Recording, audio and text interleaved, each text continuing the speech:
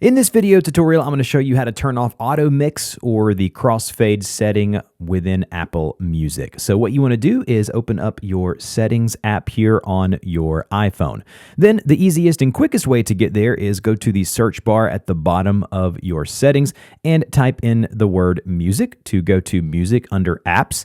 This will take you to all of your Apple Music settings. If we scroll down, we should see an option here that says song transitions. It's under the audio section there. Go ahead and tap into song transitions.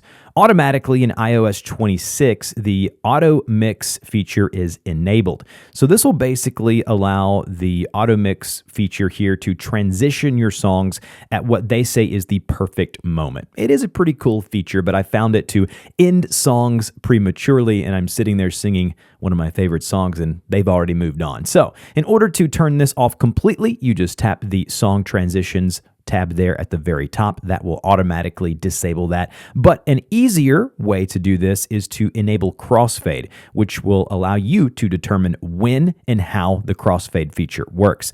So for instance, I can tap and hold this little slider here and determine I want it to be a 3-second crossfade duration. So as the song has 3 seconds left, it will begin the transition. You can increase this all the way up to 12 seconds. Again, play with this, see what fits best for how you like to listen to your music. But if you just want to disable it altogether, tap the song transitions here and make sure it's grayed out and you are good to go. If you have any questions, put those down below and I'll see you guys in the next video.